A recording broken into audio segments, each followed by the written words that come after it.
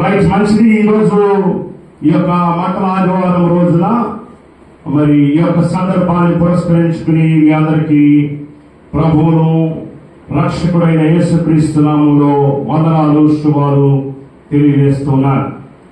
మరి దేవుని యొక్క వాక్యాన్ని మనం ధ్యానిద్దాం. మరి ఈ మఠ ఆదివారం రోజున ఉన్నటువంటి ప్రాముఖ్యత, విశిష్టతల్ని మనం తెలుసుకుందాం.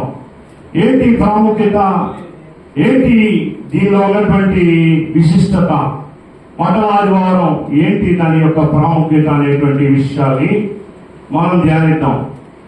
మరి మీకు తెలిసినంత వరకు మఠ ఆదివారం అంటే ఏంటి ఒకసారి మీరు చెప్పాల్సిందిగా కోరుతున్నాను. ఏంటి మఠ ఆదివారం ప్రత్యేకత? యేసుక్రీస్తు గాడిద మీద ఎక్కి ఊరేగటం. యేసుక్రీస్తు గాడిద మీద ఎక్కి ఊరేగటం. ఆయన దారి వెంట బట్టలు పరిచి బట్టలతోటి ఆయన వెళ్తూ ఉండగా దారి వెంట బట్టలు పరిచి బట్టలు తీసుకొని హోసన్నా బట్టలు తీసుకుని హోసన్నా హోసన్నా అంటాం. దావీదు కుమారుడికి జయము అంటాం. ఇంకా ఏంటి? ఇంకా మీకు ఏం గుర్తున్నాయి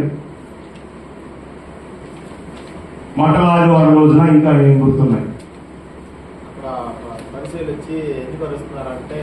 ఎందుకు అరుస్తున్నారు మీరు అని అంటాం. వాళ్ళు అరవకపోతే ఈ రాళ్ళు వేసి అరుస్తాయి అంటాం. ఇంకా శిష్యులు పంపించి ఆయన కోసం ప్రత్యేకంగా కట్టబడిన గాడిద కట్టబడిన గాడిదలు తీసుకురావడం. ఇంకా ఇది ఎవరికి కావాలి అంటే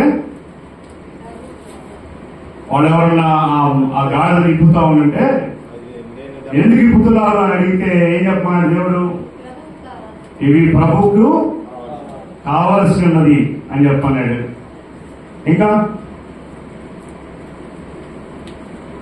ఇంకా ఏమున్నాయి? అంతవరకేనా? ఇంకేం లేవా? ఇంకా సరే, నీకేం గుర్తుంది?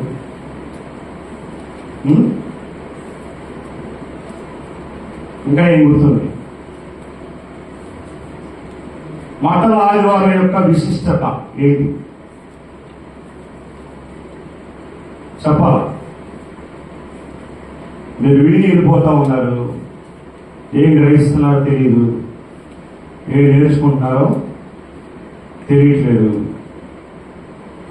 ఏంటి మఠ ఆదివారం ప్రత్యేకత ఏంటి చెప్పాలి?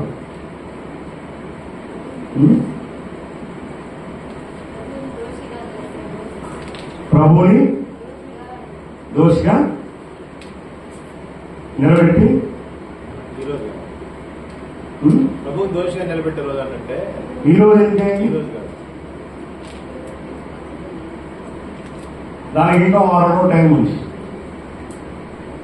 అదేనా?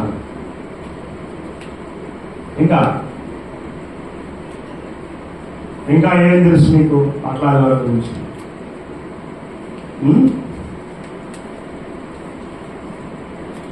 చెప్పాలి.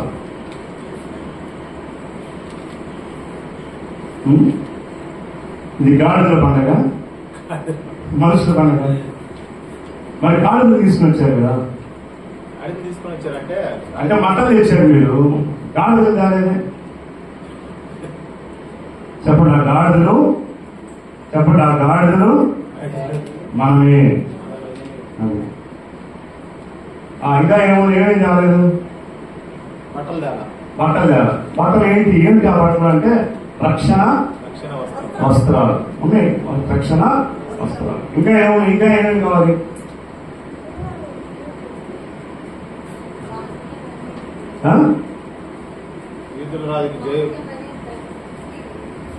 అది పోయిన వారం చెప్పింది కదా వాక్యం మీద కట్టి. పోయిన వారం వాక్యం కావా? యూట్యూబ్ లో పెట్టాం.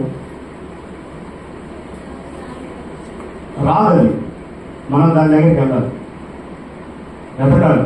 వీళ్ళు పెట్టారా లేదా అని చూడాలి. చూస్తే పోయిన వారం ఏం వాక్యం పెట్టాము అని తెలుస్తుంది. రైట్, మంచిది. మరి మఠ ఆదివారం గురించి బైబిల్లో 4 సువార్తలు ఉంటే 4 సువార్తల్లో ఈ మంగళ ఆదివారం గురించి వ్రాయబడి ఉన్నది.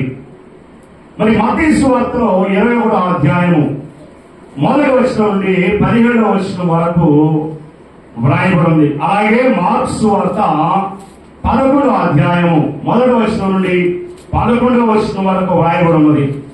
అలాగే లూకా సువార్త 19వ అధ్యాయము 29వ వచనం నుండి 40వ వచనం వరకు వ్రాయబడి ఉన్నది. అలాగే యోహాను సువార్త 12వ అధ్యాయము 12వ వచనం నుండి 25వ వచనం వరకు ఈ మంగళ ఆదివారం గురించి వ్రాయబడి ఉన్నది.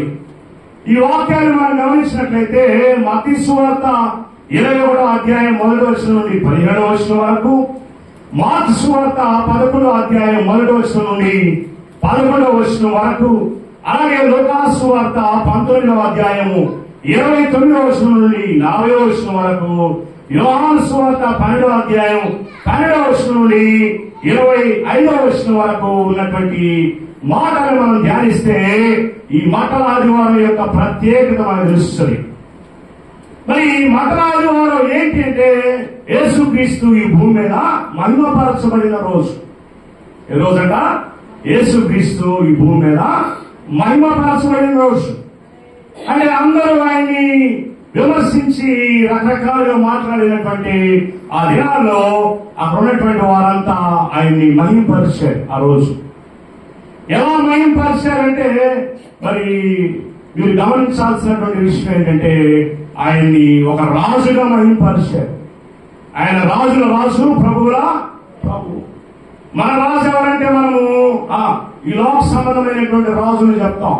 మన రాజు ఎవరంటే రాజుల రాజు, ప్రభువులు ప్రభు అయినటువంటి నజరుడైన యేసుక్రీస్తు. స్తోత్రం చెప్పండి, హల్లెలూయా. ఆయన రాజుల రాజు, ఆయన ప్రభువుల ప్రభు. ఆయన ఎప్పటికి రాజు అంటే యుగ యుగములకి తరతరములకి ఆయన రాజు. ఆయన రాజ్యం ఏంటంటే ఆయన రాజ్యము అంతము లేనిది. ఏంటంట? అంతము లేని రాజ్యం. ఈ లోకంలో ఉండేటువంటి రాజ్యాలు అవి పతనమైపోతాయి. ఈ లోకంలో ఉండేటువంటి పార్టీలు పతనమైపోతాయి. ప్రభుత్వాలు ఉండవు, రాజులు ఉండరు. కానీ దేవుడి యొక్క సింహాసనము, ఆయన యొక్క రాజ్యము అది యుగయుగాలు ఉండేటువంటిది. ఆయన యుగయుగాలు తరతరములకు రాజే. సకల యుగములకు ఆయన రాజు అయి ఉన్నాడు. ఏ యుగంలో తీసుకున్నాడు ఆయన? అద్వితీయ సత్య దేవుడు. ఆయన రాజుల రాజు, ప్రభువుల ప్రభు. అయితే యేసుక్రీస్తు మహిమపరచబడిన దేవుని రాజు. యేసుక్రీస్తు పరిశుద్ధాత్మ దేవుడు అందరినీ దర్శించి క్రీస్తును మహిమపరిచిన రోజు. పరిశుద్ధాత్మ దేవుడే అందరిలో ప్రేరేపణ కలుగు చేసి దావీదు కుమారుడికి జయము జయము జయము, ప్రభు పేరట వచ్చేవాడు స్తుతినందుగాక అని పలికినటువంటి రోజు. హోసన్నా జయము, హోసన్నా జయము అని హోసన్నా అనేటువంటి పదం పలికినటువంటి రోజు. మరి పశ్చిమ బుధవారం రోజున ప్రారంభించి ఈ రోజుకి 40వ రోజు అనమాట. పశ్చిమ బుధవారం నుండి 40వ రోజుని మంగళ ఆదివారంగా ప్రకటిస్తారు. పశ్చిమ బుధవారం నుండి 40వ రోజు ఈ రోజు. ఇక్కడ నుండి హోలీ వీక్ స్టార్ట్ అవుతుంది. అంటే పరిశుద్ధ వారం అంటారు. ఏమారు అంటారు? పరిశుద్ధ వారం, హోలీ వీక్ అంటారు. ఈ రోజు నుండి దీన్ని హోలీ వీక్ అంటారు. సహజంగా 40 రోజులు ఉపవాసం అయిన వారు ఈ వారం రోజుల్లో ఉపవాసం ఉందాం. ఎందుకంటే ఇది పరిశుద్ధ వారం, హోలీ వీక్ అంటారు. దీన్ని హోలీ వీక్ అంటారు. మరి యూదుల క్యాలెండర్ ప్రకారం పస్కా పండుగ ఇక్కడ నుంచి వారం రోజుల తర్వాత పస్కా పండుగ వస్తుంది. ఆ పస్కా పండుగ అప్పుడే యేసుక్రీస్తు సిలువ వేయబడ్డాడు. అదైనా మరి యూదుల క్యాలెండర్ ప్రకారం పస్కా పండుగ అప్పుడు వస్తుంది. మరి ఇక్కడ మనము ఈ యొక్క వాక్యాన్ని మనం ధ్యానిద్దాం. ఒకసారి ఎవరైనా దగ్గరగా చదవాలని నేను కోరుతున్నాను. మత్తయి సువార్త 21వ అధ్యాయం 1వ వచనం నుండి 17వ వచనం వరకు ఉన్నటువంటి మాటల్ని మనం చదువుదాం. మత్తయి సువార్త 21వ అధ్యాయం 21వ అధ్యాయము 1వ వచనం 1వ వచనం నుండి 17 వరకు మాకు గుర్తుపెట్టుకోవాలి. మత్తయి సువార్త 21వ అధ్యాయం. అలాంటి వాళ్ళని కూడా తీయడానికి కొంచెం సమయం ఇస్తే బాగుంటుంది. ఓకే. మత్తయి సువార్త 21వ అధ్యాయం 1వ వచనం నుండి. తరువాత యెరూషలేమును సమీపించి ఒలీవ చెట్ల కొండ దగ్గర ఉన్న బేత్పగేకు వచ్చినప్పుడు యేసు తన యొక్క తన శిష్యులలో ఇద్దరిని చూచి మీ ఎదుటనున్న గ్రామములకు వెళ్ళుడి, వెళ్ళగానే కట్టబడి ఉన్న ఒక గాడిదయు దానితో ఉన్న గాడిద పిల్లయు మీకు కనబడు. అంటే ఒక గాడిద కాదు, 2 గాడిదలు అనమాట. ఎంతమంది పంపించాడు? 2 శిష్యులు పంపించాడు. ఎక్కడ పంపించాడు? బేత్పగే అంటే అంజూరపు గృహము అని అర్థం. ఏంటంట? అంజూరపు గృహం. ఎక్కడ ఉంది? యెరూషలేము. యేసుక్రీస్తు యెరూషలేము సమీపించి ఒలీవ చెట్ల కొండ దగ్గర ఉన్నటువంటి బేత్పగేకు వచ్చినప్పుడు యేసు తన శిష్యులలో ఇద్దరిని చూసి మీ ఎదుటనున్న గ్రామానికి వెళ్ళుడి, వెళ్ళగానే కట్టబడి ఉన్న ఒక గాడిదయు దానితో ఉన్న ఒక గాడిద పిల్లయు మీకు వాటిని విప్పి నా యొక్కకి తోలుకుంటున్నాడు. అదే యేసు ప్రభు చూసినట్టే చెప్తున్నాడు. ఆడ లేకపోతే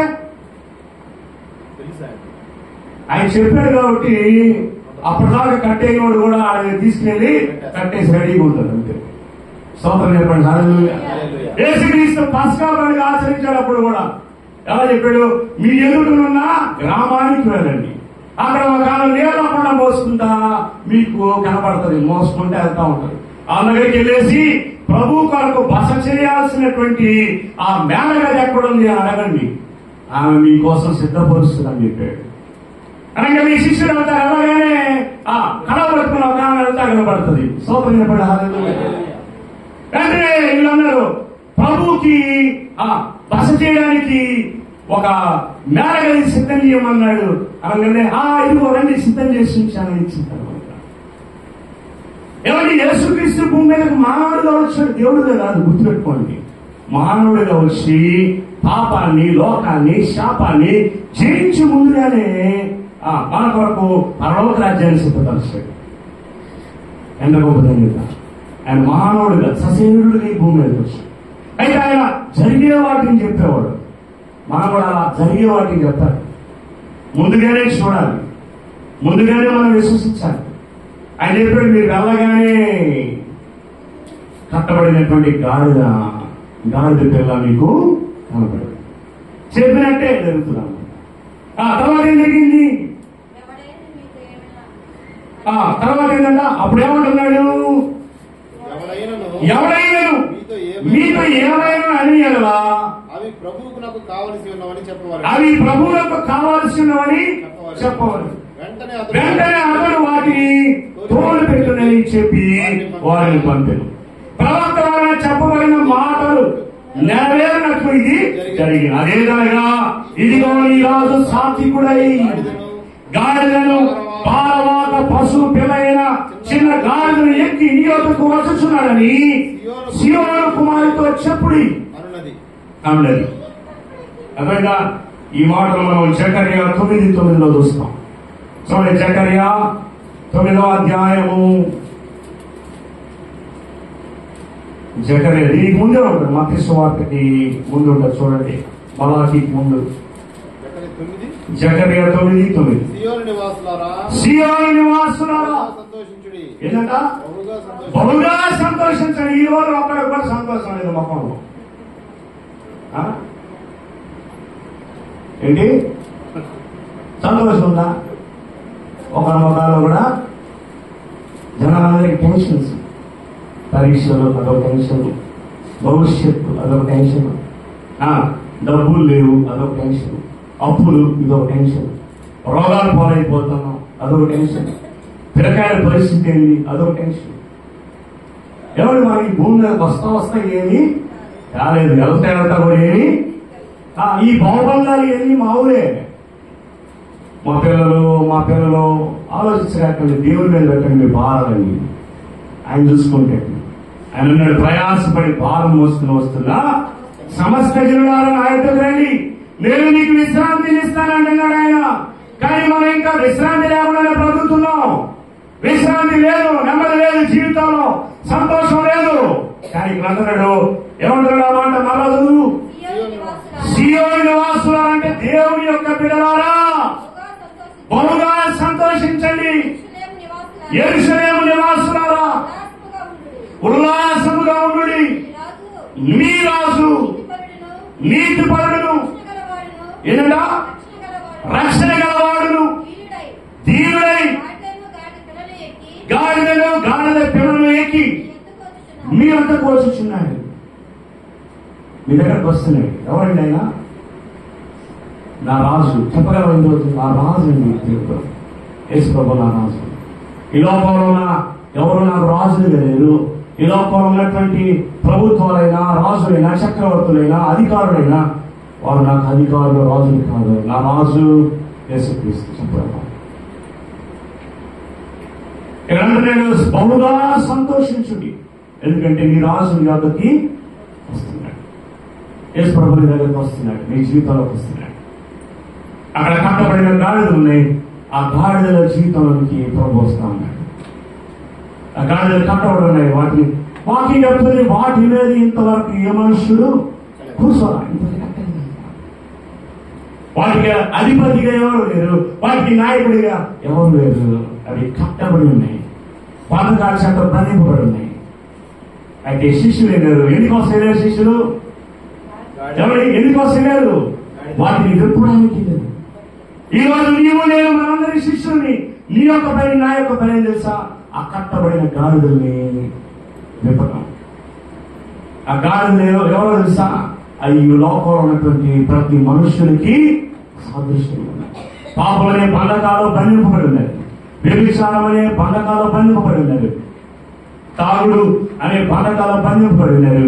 వ్యసనాల్లో బంధింపబడి ఉన్నారు. అప్పులో, రోగాల్లో, సమస్యల్లో, ఇరుకుల్లో, ఇబ్బందుల్లో కట్టబడి ఉన్నారు. అయితే యేసు ప్రభువు చెప్తున్నాడు, శిష్యులారా మీరు వెళ్ళండి. ఎలా వెళ్ళాలంట? ఒక్కడే కాదు. మొన్న ఒక ఆయన ఒక్కడే లేడు, ఏమైపోయి చనిపోయాడు. దేవుడు ఎప్పుడు ఇద్దరిద్దరుగా ఏమండి ఎలా అంట? ఇద్దరిద్దరుగా. ఎందుకు వెళ్ళమన్నాడు? ఆ కట్టబడిన గాడిదలు విప్పటండి. ఆయన కూడా వెళ్ళాడు, ఒక్కడే వెళ్ళాడు. కానీ యేసు ప్రభు ఏం చెప్పాడు? ఇద్దరిద్దరుగా వెళ్ళండి. ఎందుకోసం వెళ్ళమన్నాడు? కట్టబడిన గాడిదలు అనేకమైన ఉంది. కట్టబడిన గాడిదలు అంటే గాడిద మానవుడి యొక్క జీవితానికి సాదృశ్యం అండి. గాడిద దేనికి సాదృశ్యం అంటే శపించబడిన జంతువుగా ఉంది. శపితమైనటువంటి గాడిద జీవితంలో శపించబడిన ఆ అనుభవం నుండి విడుదల కోసం అదైనా అనుభవం నుంచి విడిపించడానికి యేసే చెప్తున్నాడు శిష్యులకి, మీరు వెళ్ళండి, వెళ్ళి ఆ గాడిదని విప్పండి. ఎవరిని అడుగుతారు? అడిగితే ఆ గాడిద ప్రభువుకి కావాలి, దేవుడికి కావాలి. ఎవరి మనుషులు దేవుడికి కావాలి. ఆ మనుషులు దేవుడి కొరకు మనము తీసుకుందాం. కట్టబడిన గాడిని ఏ విధంగా అయితే వారు ఆ కట్టబడినటువంటి ఆ బంధకాన్ని విప్పి యేసయ్య దగ్గరికి ఎలా అయితే తీసుకుని వచ్చారో అలాగే నువ్వు నేను మనము యేసయ్య దగ్గరికి తీసుకురావాలి. ఎవరిని? కట్టబడిన మనుషుల్ని. మనం ఏదో వరకు వెళ్ళి అక్కడ వెళ్ళి ప్రార్థన చేసి రావడం కాదు, ఏం ప్రయోజనం లేదు. మనకు అప్పుడప్పుడు ఫోన్ చేస్తుంటారు ఎక్కడెక్కడి నుంచి, అయ్యా మేము హాస్పిటల్లో ఉన్నాం, మా పిల్లలకు బాగలేదు, వీళ్ళకి బాగలేదు, వాళ్ళకి బాగలేదు, ప్రార్థన చేయండి. ప్రార్థన చేస్తే జరుగుతుంది. వాళ్ళు కూడా లోపంలోకి వెళ్ళిపోతారు. ఇక దేవుడు చేసే దగ్గరికి వాళ్ళు ప్రభు దగ్గరికి తీసుకురావాలి. లేకపోతే వాళ్ళ ప్రార్థన ఎందుకు? లేకపోతే వాళ్ళ యోగక్షేమాలు మనకెందుకు? వాళ్ళ జీవితంలో మనం ప్రార్థన చేసి వారికి ఉన్నటువంటి అక్కట్లు ఏదైతే పని పడున్నారో ఆ బంధకాల నుంచి వారిని విడిపించి యేసయ్య దగ్గరికి తీసుకురావాలి. శిష్యుడికి చెప్పాడు దేవుడు, ఏం చెప్పాడు? ఆ కట్టబడిన గాడిదని నా యొద్దకి తోలుకుంటాడు. ఎవరిని అడిగితే ఏం చెప్పన్నాడు? ఇవి ప్రభువు కావాల్సి ఉన్నవి అని చెప్పండి. ఈ గాడిద జీవితం నీ జీవితానికి నా జీవితానికి సాదృశ్యం ఉన్నాయి. ఒకప్పుడు కూడా మనం కూడా ఈ లోక సంబంధంగా సాతాను యొక్క అధికారంలో ఉన్నాము. లోకానుసారంగా చూసి నా జీవితంలో నా మట్టుకు నా జీవితం ఒకప్పుడు యేసు ప్రభు గురించి తెలియక నా ఇష్టానుసారంగా బ్రతుకుతున్న సమయంలో 2010లో జనవరి 26వ తారీఖున దేవుని యొక్క సువార్త నేను విన్నాను. ఆ రోజు నా బంధకాలని తీర్చుకున్నాను. ఆ దైవ సేవకుడు వాక్యం విన్నప్పుడు ఆ బంధకాలు తీగిపోయాయి. అప్పుడు నేను ప్రభువును నేను సమర్పించుకున్నా. ఇక ఈ జీవితాంతము నా మీద ప్రభువే ఎక్కాలి, నా మీద ప్రభువే అధికారిగా ఉండాలి, నా మీద ప్రభువే రాజుగా ఉండాలి. ఇక ఈ జీవితం ప్రభు భక్తి. ఇప్పుడు నాకు నేను ఉద్యోగం చేసుకున్నాను, నా ఇష్టానుసారంగా బ్రతికాను, నాకు ఇష్టం వచ్చినట్టుగా జీవించాను. కానీ ఇక మీదట నాకు నా కట్లన్నీ దేవుడు తీర్చాడు, దైవ సేవకుడు తీర్చాడు, వాక్యం ద్వారా తీర్చివేయబడ్డాయి. బంధింపబడినాను. ఆ బంధకాల నుంచి నాకు విడుదల వచ్చింది.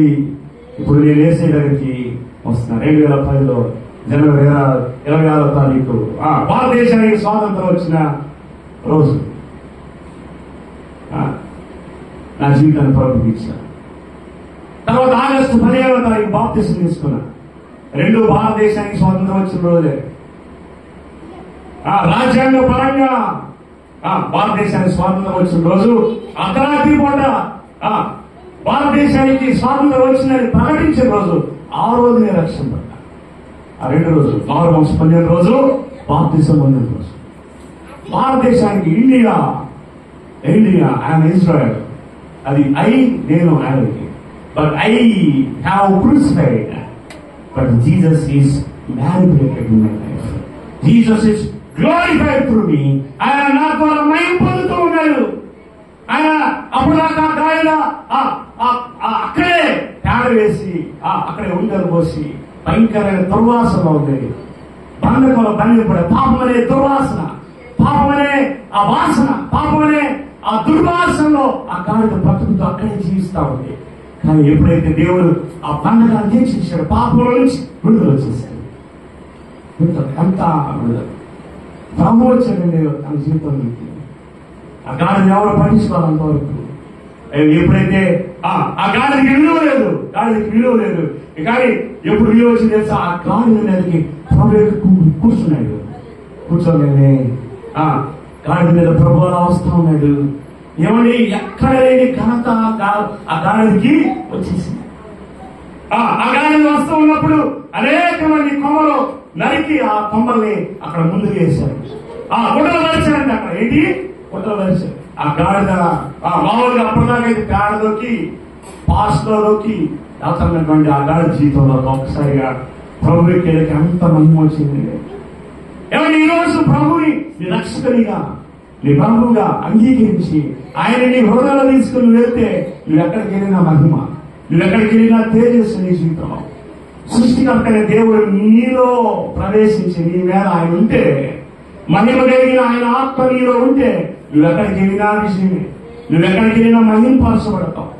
ఎవరి అక్కడ గాలిలో చాలా ఉన్నాయి. ఏ గాలికి లేని గొప్ప ధన్యత ఆ యెరూషలేములో ఆ గాలికి వచ్చింది ధన్యత. ఆయన ఎక్కి కూర్చున్నాడు. అంతే, అందరూ ఏం చేస్తున్నారు? ఆ గాలిద నేలగా నడకూడదని ఆ గొడవ వరుస్తూ ఉన్నారు. ఆ గొడవ మీద నడుస్తారు. అప్పుడు దాకా పేడ వెళ్ళినటువంటి ఆ గాలి ఒక్కసారి మహింపుంది. అందరూ అంటున్నారు దావీదు కుమారునికి జయము జయము. కొమ్మలు వరుస్తున్నారు ఆ గాలి ముందు. అప్పుడు మిగిలిన అప్పుడు ఆ గాడి అనుకుంటున్నా, ఓహో నన్ను చూసావా అనుకుంటుంది. ఆ పక్కన గాడి అనుకుంటుంది, ఏమని ఏసై మీదకే ఆ విలువ వచ్చింది నీకు, లేకపోతే ఆ విలువ నీకు ఎందుకు వచ్చింది? అందరి గాడిలాగే నువ్వు కూడా మాలో సమానమైన గాడివే. ఎవరి మనుషులమైనటువంటి మనము అలాంటి వాళ్ళే. కానీ ఏసై నీ జీవితంలోకి ఎప్పుడు వస్తాడో, ఏసై నీవు సొంత రక్షకుని అంగీకరించి నా రాజు ఆయన నా ప్రభువు, ఆయన నాలో ఉన్నాడు, ఆయన యొక్క ఆత్మ నా మీద ఉన్నది. ఎవరి వాక్యం చెప్తుంది? పేదలకు సువర్తమానము ప్రకటించటకును, నలిగిన వారిని విడిపిస్తానికి, బాధకాలంలో వారిని విడిపిస్తానికి దేవుని యొక్క ఆత్మ నా మీద ఉన్నది అన్నాడు యేసు ప్రభు గారు. అదే ఆత్మ నీ మీద నిలిచి ఉంటే యేసు ప్రభుకి ఏదైతే ఘనత వచ్చిందో, యేసు ప్రభుకి ఏదైతే ఖ్యాతి వచ్చిందో అదే ఖ్యాతి నీ జీవితంలో కోసం. స్తోత్రం చెప్పండి. ఆయన మీద ఉన్నాడా?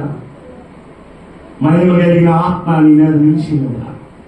వాక్యం చెప్తున్న రక్షింపబడిన ప్రభు బిడ్డల మీద ఆయన నిలిచింది. ఆయన నీ మీద నిలిచినాడు, నా మీద నిలిచినాడు. ఆయన నీలో ఉన్నాడు. పల్లెకంలో పండింపబడినటువంటి ఆ అనుభవం నుంచి ప్రభు బయటికి తీసుకొచ్చాడు. ఆ గాడి అనుకోండి, ఇదే గొప్పగా ఫీల్ అవుతుంది. చూసావా, నాకంత ఘనత వచ్చింది. ఆ గాడి ధరలు అనుకుంటున్నా, ఏమని నీ గోడకై ఘనత వచ్చింది, నీకంతా సీను, నీకంత సీన్ లేదు. యేసు ప్రభు ఎక్కాడు కాబట్టి నీకంతా అలా జీవిస్తున్నాను.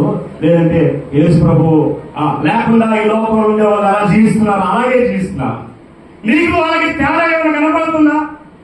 లేదా అందరిలాగే నువ్వా, కొందరిలాగే నువ్వా, లేదా ప్రత్యేకమైన జీవితం ఉందా నీకు? యేసు ప్రభు కలిగిన వారు ప్రత్యేకమైన జీవితాన్ని కలిగి ఉంటారు. వాళ్ళు ఎక్కడికి వెళ్ళినా ప్రత్యేకంగా ఉంటారు.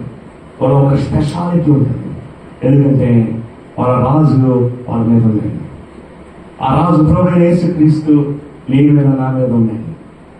కానీ ఈ రోజు చాలా మంది క్రైస్తవులు ఎలా జీవిస్తారంటే, ఆయన నాతో పాటు లేడు, ఆయన అలా లేదు. కానీ చర్చికి మాత్రం పోతాను, ఆ రొట్టె ద్రాక్షరసం తీసుకుంటాను, దేవుని బిడ్డగా నేను అలా కనపడతాను. కానీ ఆయన యొక్క అధికారం నా జీవితంలో లేదు. యేసు ప్రభువు నీ ప్రవర్తన అంతటి అందు ఆయన అధికారములకు ఒప్పుకును. సామెత 3వ అధ్యాయం ఉన్నది. నీ ప్రవర్తన అంతటి అందు ఆయన అధికారములకు ఒప్పుకును, అప్పుడు ఆయన నీ త్రోవలన్నీ సరళం చేయను. ఆడకపోయినా ఫెయిల్యూరే నీ జీవితం, ఏది కలిసి రావట్లా, ఎక్కడ విజయం లేదు. ఎందుకు అలా లేదు అంటే ఆయన అధికారానికి నువ్వు ఒప్పుకో. కానీ యేసు అంటున్నాడు, దేవుని వాక్యం చెప్తుంది, నీ ప్రవర్తన అంతటి ముందు ఆయన అధికారములకు ఒప్పుకునము, అప్పుడు ఆయన నీ త్రోవలన్నీ సరళం చేస్తాడు. తర్వాత మాటలు చదువుదాం మనము. ఏం జరిగిందో చూడండి. శిష్యులు వెళ్ళి యేసు గారికి ఆజ్ఞాపించిన ప్రకారం చేసి ఆ గాడిదను దాని పిల్లలను తోలుకొని వచ్చి వాటి మీద తమ బట్టలు వేయగా ఆయన బట్టల మీద కూర్చుండెను. జనసమూహములలో అనేకులు తమ బట్టలు దారి పొడుగున పరచివి, కొందరు చెట్లు కొమ్మలు నరికి దారి పొడుగున పరచివి. జనసమూహంలో ఆయనకు ముందు నిలుచుండిన వారందరూ, వెనుక వచ్చి చూడిన వారందరూ దావీదు కుమారుడికి జయము, హోసన్నా. ఏదంట? దావీదు కుమారుడికి జయము, హోసన్నా అంటలేదు మీరు? కనీసం మతాదివారం రోజున హోసన్నా అండి.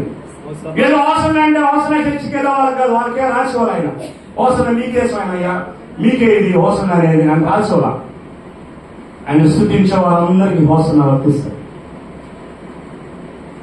హోసన్నా అంటే హోసన్నా చర్చి వాళ్ళది కాదు, అదేవిధంగా ప్రభు స్తుతి కలుగులు లేక అర్థం. హోసన్నా దావీదు కుమారునికి జయము, హోసన్నా ప్రభు పేరట వచ్చువాడు స్తుతింపబడును గాక, సర్వోన్నతమైన స్థలములలో జయము అని కేకలు వేయించుండిరి. నువ్వు ఒక కేకేశావు, కేకలు వేయించుండిరి. ఆయన యెరూషలేములోకి వచ్చినప్పుడు పట్టణమంతా ఆయన ఎవరైనా కలవరపడిన. ఎందుకు? రాజు రాజు రాజు అంటున్నారు. ఆడ రాజు ఉన్నాడా? ఇదే మా రాజు యేసయ్య, మా రాజు యేసయ్య అంటున్నారు. వీళ్ళు యెరూషలేములో కలవరపడిపోయిందంట. అమ్మో, ఎవరు రాజు వచ్చింది. అందరు రాజు ఎలా వస్తారు? గుర్రాల మీద వస్తారు. కానీ ఈయన మాత్రం గాడిద మీద వస్తాడు. ఎందుకు? ఏమని? గుర్రం మీద వచ్చేవాడు యుద్ధానికి వస్తాడు, గాడిద మీద వచ్చేవాడు సమాధానం చెప్పడానికి వస్తాడు. స్తోత్రం చెప్పండి. హల్లెలూయా. ఆయన సమాధానాన్ని ప్రకటించడానికి గాడిద మీద వచ్చాడు. ఇంకోసారి రాబోతున్నాడు. ఎలా వస్తాడు? ఆయన రక్షకుడే, శిక్షకుడే రాబోతున్నాడు. అమ్మ ప్రభుమా, ఏంటి? రక్షకుడు ఎలా రాబోతున్నాడు? శిక్షకుడే రాబోతున్నాడు. ఎలా వస్తున్నాడు? గుర్రం మీద రాబోతున్నాడు. తలవాటి గుర్రం మీద. ప్రకటన 7:9 ఉంటుంది. ఎలా వస్తాడంటే ఆయన గుర్రం మీద వస్తాడు. అదేవిధంగా ఈసారి యుద్ధమే. మొదటిసారి వచ్చినప్పుడు గాడి మీద వచ్చాడు సమాధానాన్ని ఇవ్వడానికి.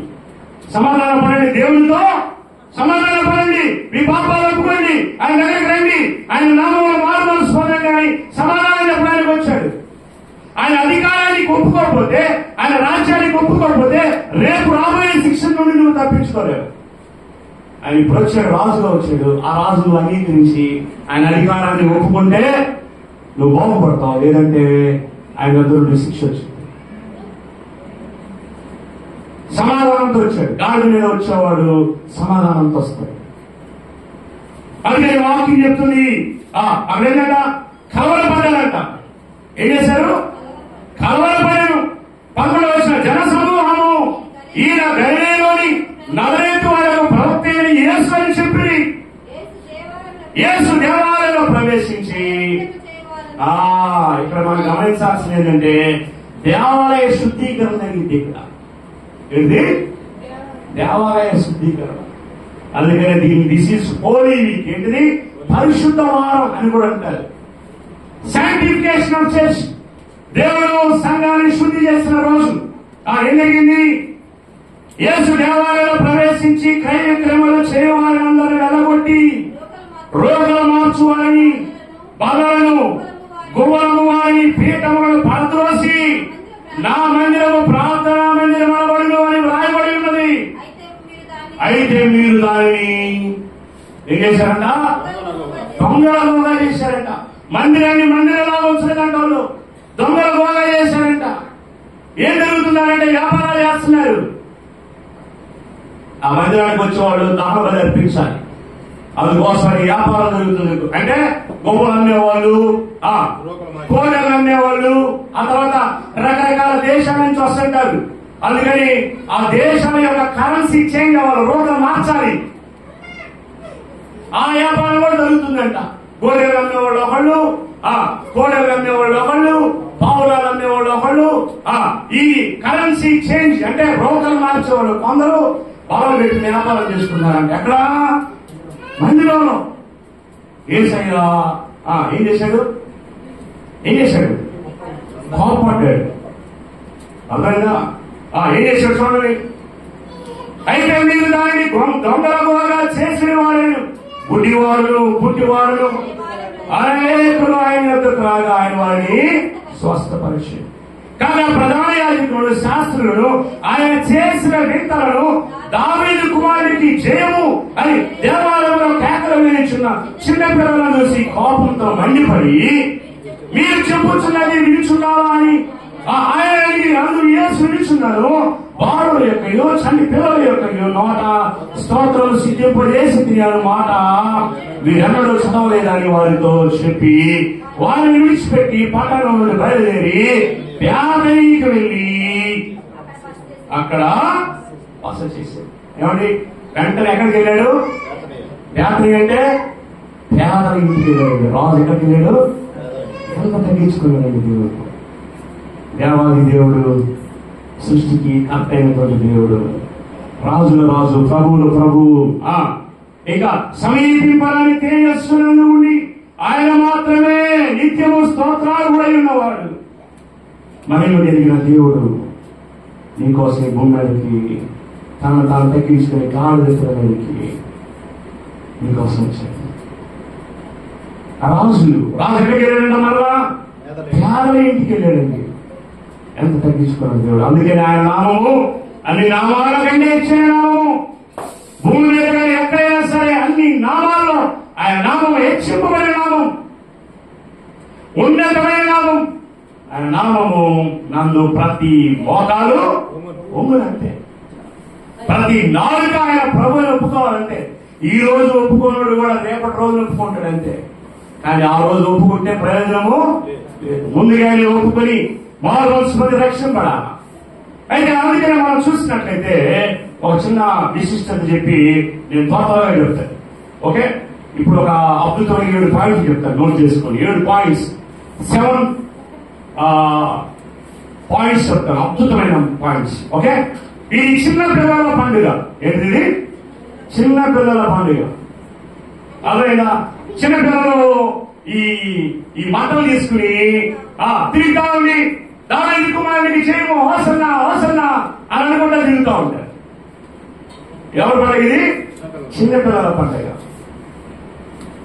అన్ని సంఘాలు చేస్తుంటారు. మన యాక్టివ్గా ఎవరు లేరు. అదే కదా, పిల్లల్ని ఊరి మీద పంపించి దావీదు కుమారుడికి జయము మోసం కానీ ఆ మాటలు పట్టుకొని తిరుగుతారు తెలుసా. ఊరంతా తిరిగి వస్తారు. ప్రార్థన బిగిన ముందు జరగాల్సినటువంటి పని. అంటే ఆ రోజు ప్రభువును స్తుతించేటువంటి విధంగా చిన్నపిల్లలు సువార్త చేస్తారు ఆ రోజు. అందుకే చిన్నపిల్లల పండుగ ఎవరు చెప్పారు? చిన్నపిల్లలకి ఎవరు చెప్పారా? పరిశుద్ధాత్మ దేవుడు వాళ్ళ ప్రేరేపించి తీసుకెళ్ళి. అందుకని కీర్తనలో 8:2 రాసుకుంటారు చూడండి. 8:2 కీర్తనలో 8:2 ఇదే వాక్యాన్ని మనము మత్తయి సువార్త 21:15-16 కూడా చూస్తాం. శత్రువులను పగ తీర్చుకుని వారిని, ఆ శత్రువు యొక్క పగ తీర్చుకుని వారి మాన్పివేయుటకై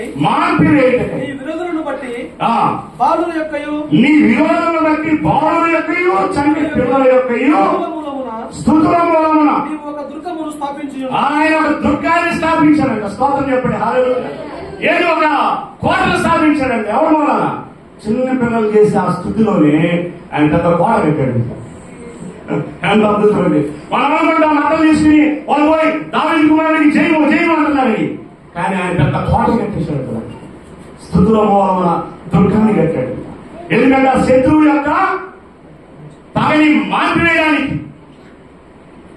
మొదలు ఒకసారి శత్రువుల పగ తీర్చుకుని వారిని, శత్రువుల మీద పగ తీర్చుకునే వారిని మాన్పివేయడానికి, సమాధానం ఇవ్వడానికి, నీ విరోధులను బట్టి బాలుల యొక్కయు చంటి పిల్లల యొక్క స్తుతుల మూలమున నీవు ఒక దుర్గమును దుర్గాన్ని స్థాపించాము. ఎంత అద్భుతమైంది. అందుకే చిన్నపిల్లల పండుగ. ఈ మాటను మన మత్తయి సువార్త 21:15-16 కూడా చూస్తాం. అక్కడ చిన్నపిల్లలు ఇప్పుడే మనం చదివాం. చిన్నపిల్లలు ఏం చేశారంట? ఏం చేశారండి? 16-17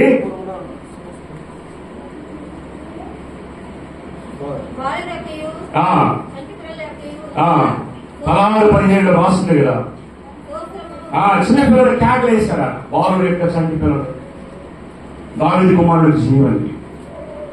అది మత్తయి సువార్త 21:15-16 చూస్తాం. నెక్స్ట్ చూస్తే రెండవది చూస్తే ఇది శిష్యుల పండుగ. లోకాసు సువార్త 19:37-38 ఇది శిష్యుల పండుగ. రెండవదిగా శిష్యుల పండుగ. లోకాసు సువార్త 19:37-38 37-38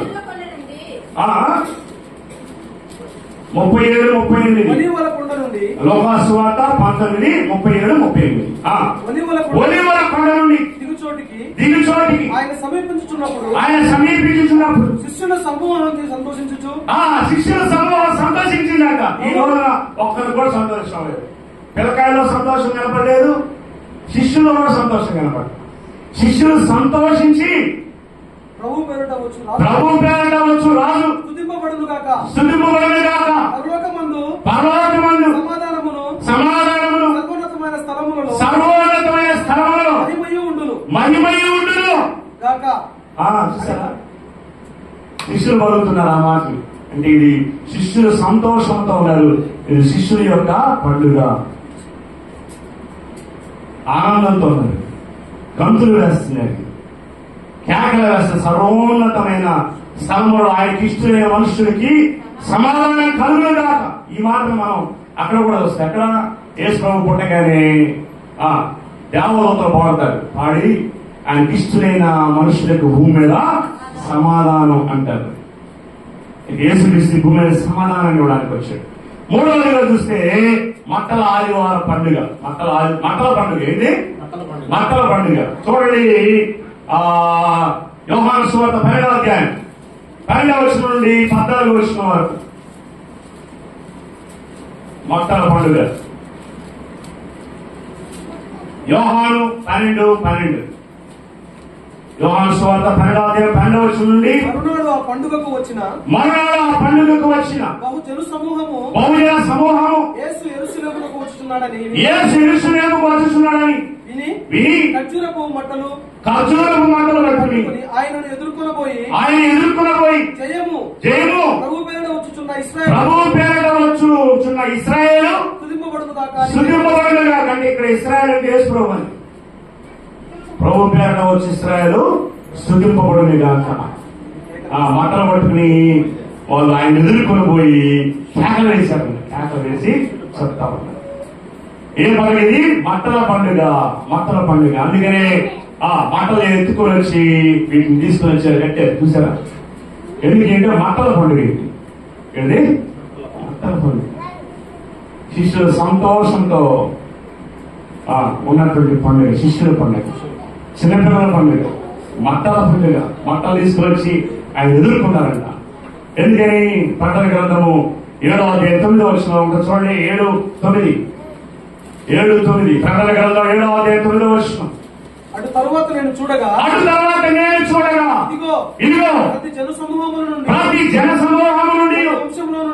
వంశముల నుండి, ప్రజల నుండి, ఆయా భాషలు మాట్లాడే వారి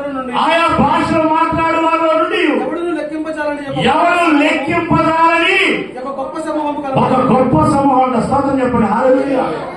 లెక్కింప శక్యము కాని సైన్యం అంటే గొప్ప జన సమూహం. వారు తెల్లని వస్త్రములు ధరించుకునే వారై ఖర్జూరపు మట్టలు చేత పట్టుకుని సింహాసనం ఎదుటను గొర్రెపిల్ల ఎదుటను నిలవబడి సింహాసనాసీనుడైన మా దేవునికి గొర్రె పిల్లలకు మా రక్షకై స్తోత్రమని మహాశబ్దముతో ఎలుగెత్తి చెప్పి స్తోత్రం చెప్పండి. హల్లెలూయా. అర్థమైందా? రేపటి రోజున ఈ రోజు నువ్వు మట్టలు తీసుకుని చర్చికి రాకపోయినా రేపటి రోజు నువ్వు ఆ మట్టలు తీసుకుని ఖర్జూరపు మట్టలు తీసుకుని ఆయన సమీపిస్తాం. అర్థమైందా? పరలోక రాజ్యం లెక్కింప శక్యము గాని సమూహం తెల్లని వస్త్రాలు ధరించుకున్నారంట. ప్రతి జాతి నుండి, ప్రతి వంశము నుండి వాళ్ళంతా కూడా ఉన్నారు. ఎక్కడండి ఈ సన్నివేశం? పరలోక రాజ్యంలో సన్నివేశం. అయితే ఇది అందుకని దీన్ని ఏమంటారంటే మట్టల పండుగ, ఖర్జూరపు మట్టలు. మనం ఏదైనా ఇచ్చినట్టున్నాం అక్కడ ఖర్జూరపు మట్టలు అన్నమాట. ఖర్జూరపు మట్టలు దేని సాదృశ్యం అంటే జీవానికి సాదృశ్యం. జీవం. తర్వాత 4వ చూస్తే ఇది స్వస్థత పండుగ. ఏ పండుగ? స్వస్థత పండుగ. ఏ పండుగ? స్వస్థత పండుగ. మత్తయి సువార్త 21వ అధ్యాయం 13-14 వచనం. మత్తయి సువార్త 21వ అధ్యాయం 13-14 వచనం. నా మందిరము ప్రార్థనా మందిరమునబడును రాయబడుచున్నది. అయితే మీరు దానిని దొంగలుగా చేశారు. గుడ్డివారును దేవాలయంలో ఆయన యొద్దకు రాగా ఆయన వారిని స్వస్థపరిచెను. స్తోత్రం చెప్పండి. హల్లెలూయా. ఇది యేసు ప్రభు మట్లాది వారిని స్వస్థపరిచాడు. అందువల్ల స్వస్థత పండుగ. అందువల్ల ఈ రోజు ఏ వ్యాధి, అనారోగ్యము, ఏ దిగులు, ఏ విచారము, ఏ కట్టులతో, ఏ బానిసత్వంతో వచ్చినా ఈ రోజు నీకు విడుదలపోతున్నాయి. స్వస్థత పండుగ. నువ్వు నమ్మితే నీ జీవితంలో అద్భుతమైన స్వస్థత, విడుదల పండుగ, స్వస్థత పండుగ నీకు ఈరోజు. 5వ చూద్దాం. ఇది మెస్సియా పండుగ. ఏంటిది? మెస్సియా పండుగ. అంటే ఆ రోజు వారు మెస్సియాగా గుర్తించారు. యేసు ప్రభు తాను మెస్సియాగా రుజువు చేసుకున్నాడు. కానీ వాళ్ళు ఏం చేశారు? ఆయన తీసుకెళ్ళి సిలువ వేసేసారు. ఆయన మెస్సియాగా తనను తాను కనబరుచుకున్నాడు.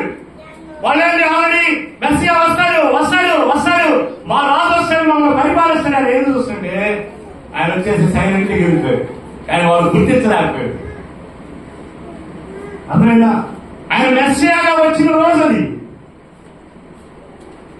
మెస్సియాగా ఆయన బయలుపరుచుకున్న రోజు. ఏమని జకర్యా భక్తుడు ఎప్పుడో చెప్పాడు, మెస్సియా ఎలా వస్తాడంటే గాడిద మీద వస్తాడు. ఆయన ముందు కొమ్మలు మరుస్తారు, గుడ్డలు మరుస్తారు, మట్టలు తీసుకుని వస్తున్నా అంటారు. ఆయన మెస్సియా అని చెప్పాడు. కానీ వీళ్ళకి లైట్లు ఎలాగల ఈయన పట్టకపోయి ఆయన సిలువేశారు. వాళ్ళు ఇంకా ఏడుపులు కూడా దగ్గర ఉండి మెస్సియా రా రా రా అని చెప్తున్నారు. అంటే ఇదేం పండుగ? మెస్సియాగా గుర్తింపబడిన పండుగ, మెస్సియా పండుగ. ఏం పండుగ? మెస్సియా పండుగ. ఎన్ని చెప్పారు ఇప్పటికీ? 5 చెప్పారు. ఏదో పండుగ? ఈ మొట్టమొదటి పండుగ ఏంది? చిన్నపిల్లల పండుగ. రెండవది శిష్యుల పండుగ. మూడవది మట్టల పండుగ. నాలుగవది స్వస్థత పండుగ. ఐదవది మెస్సియా పండుగ. 5 చెప్పారు. దావీదు కుమారుడికి చేయము చేయము మెస్సియా, నీ రాజు ప్రాఫెసీ ప్రవచనం నెరవేర్పు. అదే రాసుకో. ఏంటిది? మత్తయి 21:9. రాజు గుర్తింపడ్డా లేదా? మెస్సియా రాజు వస్తారని ఎదుర్కొంటున్నారు వాళ్ళు. ఇది మెస్సియా పండుగ. ఆరాధిగా చూస్తే రాజుగా పట్టాభిషేకం పొందిన రోజు. ఏంటి?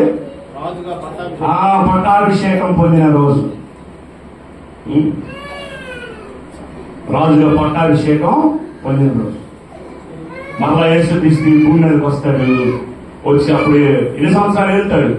1000 ఏళ్ల పాలన. 1000 అంటే 1000 కాదు, అర్థమైందా? బైబుల్ అలంకార రీతికి రాస్తుంది. ఆయన ఎన్ని సంవత్సరాలు పరిపాలిస్తున్నా ఆయన ఇష్టం. 1000 అంటే 1000 పుస్తకం చేసి 1000 ఏంది అనకూడదు. ఆయన దృష్టికి కాలాలు సమయాలు వేరే లెక్క ఆయన. అర్థమైందా? 1000 ఏళ్ల పాలన. ఆయన మరలా ప్రభువుగా ఈ భూమి మీదకి వచ్చి మరలా పరిపాలిస్తాడు. అయితే రాజుగా పట్టాభిషేకం పొందిన రోజు. అర్థమైందా? తర్వాత 7వదిగా చూస్తే దేవాలయం శుద్ధీకరించిన రోజు. అర్థమైందా? దేవాలయాన్ని శుద్ధీకరించిన రోజు. రెఫరెన్స్ ఏంటి?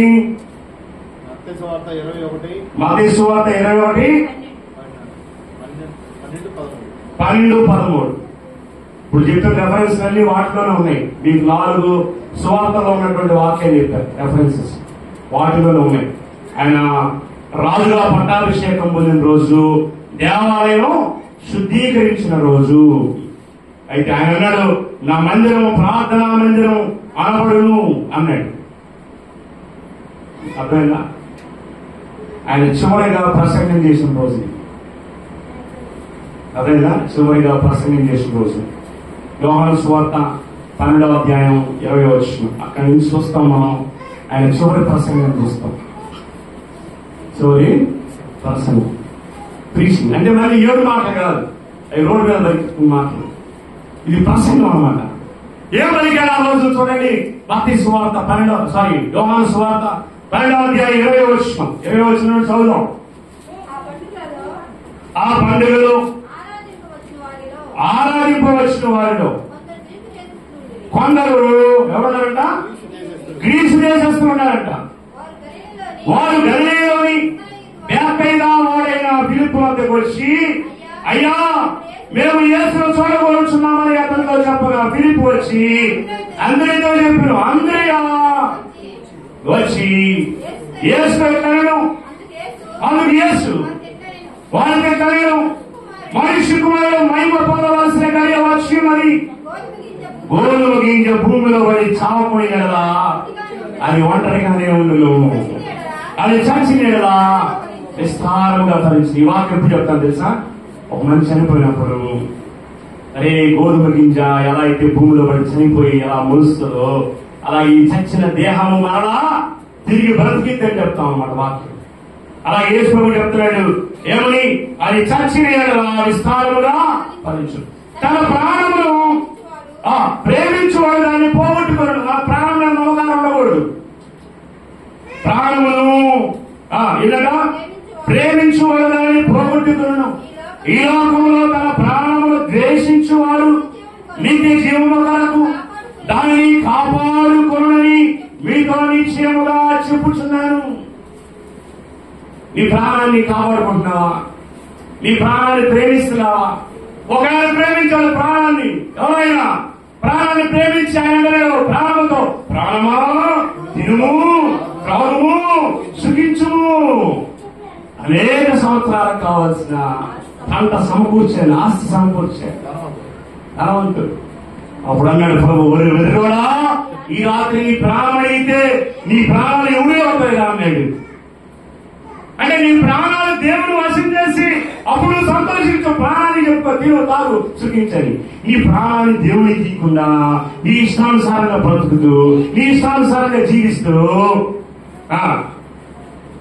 నీ ప్రాణాన్ని నువ్వు ప్రేమిస్తా ఉంటే దేవుడు అంటున్నాడు దాన్ని నువ్వు పోగొట్టుకుంటావు.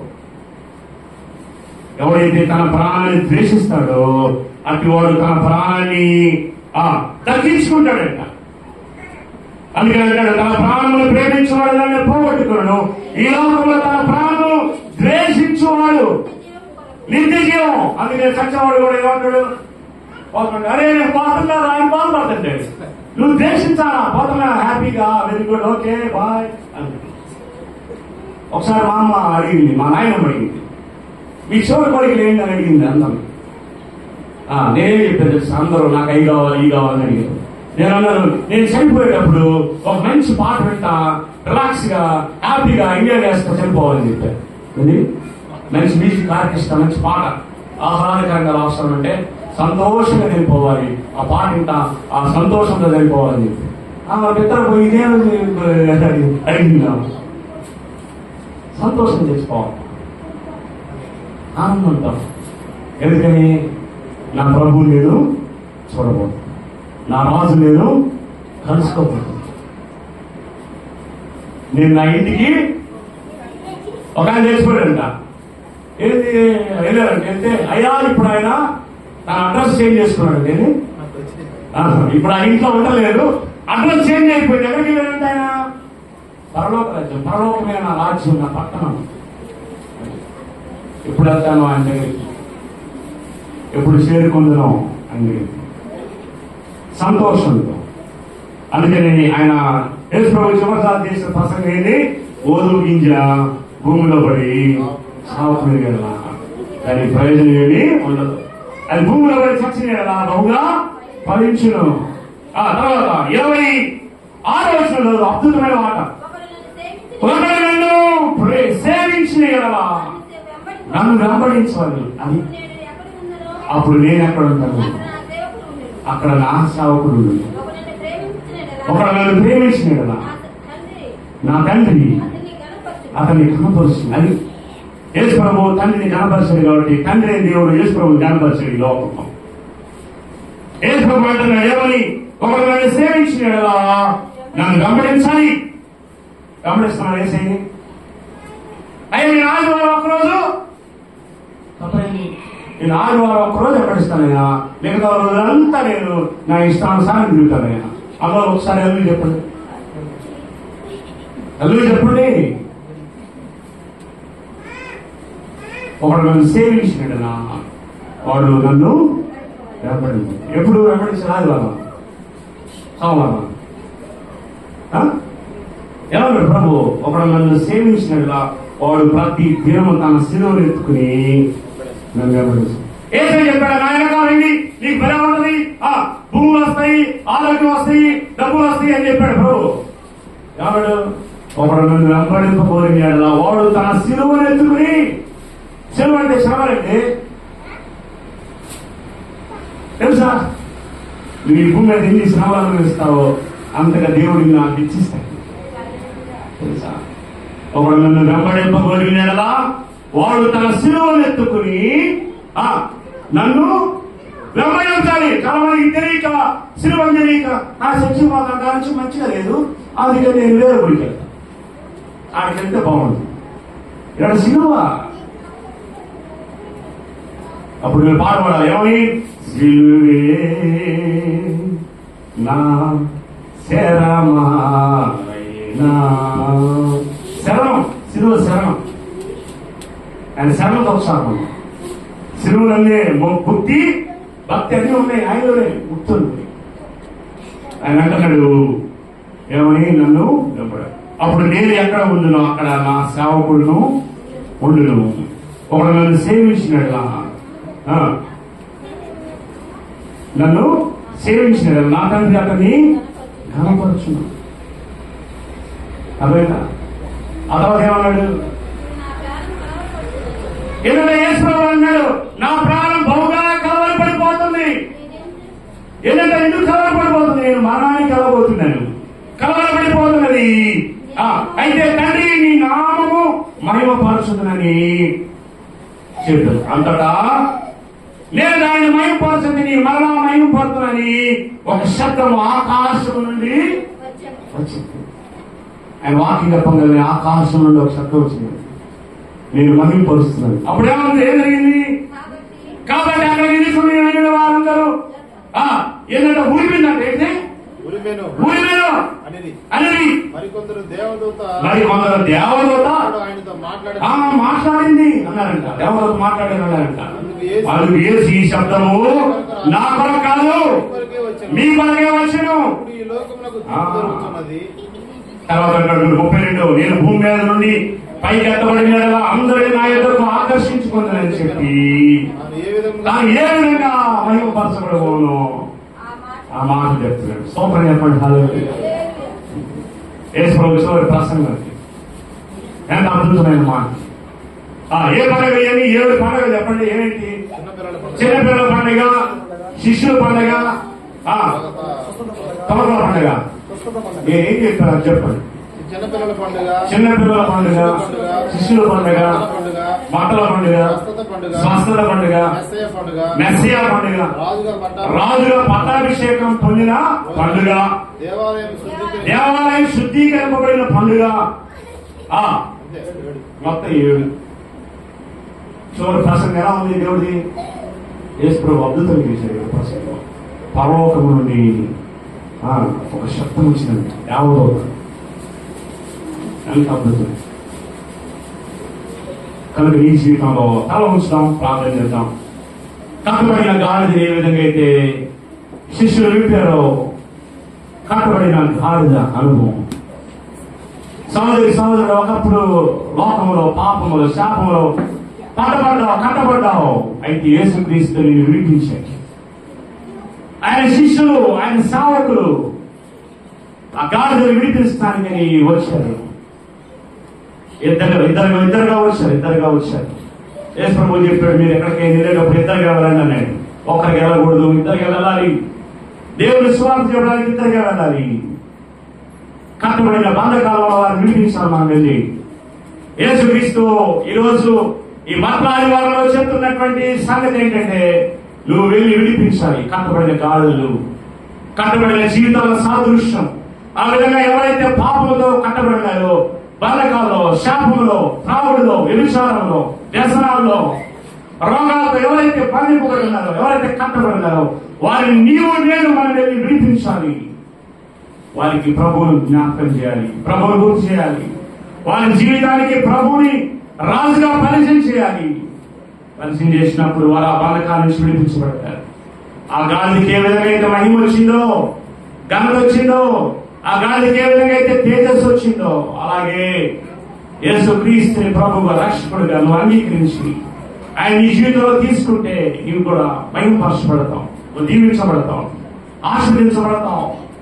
తీర్మానం చేసుకో, ప్రభువా నా జీవితంలో నేను ప్రభువుగా అంగీకరిస్తాను, రక్షకుడిగా అంగీకరిస్తాను, నా ప్రభువుగా నా దేవుడిగా అంగీకరిస్తాను. పరిశుద్ధాత్మ దేవుడు గొప్ప కార్యాలు జరిగించాడు. అక్కడ అనేకులు ప్రేరేపించాడు. చిన్నపిల్లల్ని, శిష్యుల్ని, అక్కడ జన సమూహాన్ని ప్రేరేపించాడు. గాడిదకి ఎక్కడ లేని గొప్ప క్రాంతి వచ్చింది, మహిమ వచ్చింది. ఆ గాడిద నీవు నేను మనమే. నా జీవితంలో కూడా ఒకప్పుడు పాపంలో, శాపంలో ఉండగా దేవుడు నన్ను పిలిచాడు. ఆయన మహిమార్థమై, ఆయన మహిమ కొరకు వాడుకోవడానికి సహోదరుడు దేవుడు నేను పిలుస్తున్నాడు. ఆయన మహిమార్థమైన సేవలో నేను వాడుకోవడానికి దేవుడు నేను పిలుస్తున్నాడు. వస్తావా ఈరోజు దేవుని దగ్గరికి? ఆయనకి నీ జీవితాన్ని అప్పగిస్తావా? ఆయన నీ ద్వారా మహిమ పొంది ఉండాలని ఆయన కోరుకుంటున్నాడు. యేసుక్రీస్తు ద్వారా తండ్రి దేవుడు మహిమ పొందాడు. అందుకని అంటున్నాడు, తండ్రి ఒకసారి నువ్వు మహిమపరుచుకో అంటే, ఇదిగో నేను మరలా మహిమపరుస్తున్నానని ఆకాశం నుండి శబ్దం. నీ ద్వారా దేవుడు మహిమపరచబడుతున్నాడా? నీ ద్వారా మహిమపరచబడుతున్నాడా యేసయ్యా? ఆ గాలికి వచ్చిన ఘనత నీకు వచ్చిందా? ఇంకా రాలేదా? గాలికి వచ్చిన ఘనత ఇంకా నీకు రాలేదంటే యేసయ్య ఇంకా నీ మీదకి ఎక్కలేదేమో, లేదా ఆయన నీ మీదకి ఎక్కినా ఇంకా నీకు అది గ్రహించలేకపోతున్నామేమో. ఆయన నాలో ఉన్నాడని గ్రహించలేకపోతున్నామేమో, ఆయన నీ మీద ఉన్నాడని గ్రహింపు లేకుండా ఉన్నామేమో. తీర్మానం చేసుకో, ప్రభా నా జీవితాన్ని రూపాంతరపరచు, వెలుగుగా మార్చు, రూపాంతరపరచు, వెలుగుగా మార్చు. అడుగు దేవుడు. Thank you. ఈ వాక్యం ఎవరైనప్పటికీ యేసుక్రీస్తు నీ కోసం వచ్చాడు. ఆయన రాజుగా, ప్రభువుగా, రాజుల రాజు, ప్రభులు ప్రభు అయితే ఆయన గాడిద మీద వచ్చాడు. చిన్న గాడిద పిల్ల మీద ఆయన వచ్చాడు, తగ్గించుకున్నాడు. రాజు యుద్ధానికి రావాలి, కానీ ఆయన సమాధానంతో వస్తున్నాడు దగ్గరికి. సహోదరుడా, ఆయన యొక్క సమాధాన పరచాలని ఆయన వస్తున్నాడు. తీర్మానం చేసుకుంటావా? ప్రభా నా జీవితంలో నాయన, నా జీవితం రూపాంతరపరచు. ఆ గాలికి ఇచ్చిన ఘనత, మహిమ, ప్రభావం నాకు కూడా ఇవ్వయ్యా, నాలో ఉండయ్యా, నాలో నివాసించి. ప్రభు అంటున్నాడు, ఈ ప్రవర్తన అంతటి ఆయన అధికారాన్ని ఒప్పుకో. అప్పుడు ఆయన ఈ త్రోవలని సరళం చేస్తాడు. ఆయన సరళం చేయడానికి ఒప్పుకుంటున్నావా? ఆయన అధికారానికి ఒప్పుకో. ఈరోజు ఒప్పుకో. నాతో కలిసి ప్రార్థన. పరిశుద్ధుడా, ప్రేమ కలిగిన తండ్రి, నీ వందనాలు, స్తోత్రాలు. అయినా ఈ రోజు, ఈ మండల ఆదివారం రోజున, ఈ పండుగ రోజున నా జీవితంలో నిన్ను ప్రభువుగా, రక్షకుడుగా, రాజుగా, నా రాజుగా నేను అంగీకరిస్తున్నాను. నా జీవితంలోకి రా. ఆ గాలికి ఏ విధమైతే ఘనత ఇచ్చావో, ప్రభావము, తేజస్సు ఇచ్చావో, అదే మహిమ, అదే తేజస్సు నాకు దయచేయి. నేను అప్పటి వరకు అది ఆయన చండాలమైన ప్రదేశంలో, దుర్గంధభరితమైన ప్రదేశాలు జీవిస్తుంది, కానీ దాని నుంచి విడిపించబడింది. అలాగే మా జీవితాలు, ఎవరైనా ప్రతి ఒక్కరి జీవితాలు యేసుక్రీస్తునామములో విడిపింపబడును గాక. శాపం నుండి, దోషం నుండి విడిపింపబడును గాక. విడుదల కలుగును గాక. దుర్వాసన నుండి సువాసనలోనికి, ఫలించే అనుభవంలోనికి. ఇదిగోనైనా శిష్యులు అన్నారు, మేము అనేకులకి సువాసన ఉన్నాము, రక్షింపబడు వారికి మేము సువాసన ఉన్నాము. సువాసన భరితమైన జీవితం దయచేసి, దుర్గమైన జీవితం నుంచి విడిపించి, బాధగాల నుంచి విడిపించి, ఆ గాలిని ఏ విధంగా విడిపించారు. ఎప్పుడైనా ప్రతి వారిని పాపం నుంచి విడుదల ప్రకటిస్తున్నాం. విడిపించబడు దాకా చేస్తున్నాము. ప్రతి ఒక్కరికి విడుదల దయచేయమని నీకే స్తోత్ర వందనాలు చెల్లిస్తూ, ఎంతబడిన వాక్యం అందరి జీవితంలో ఫలాన్ని ఇచ్చిందని కూడా వచ్చిన ప్రతి ఒక్కరిని నియమించమని యేసు నామములో అడుగుచున్నాము తండ్రి. ఆమేన్. అలాగే ప్రార్థనలో ఉందాం.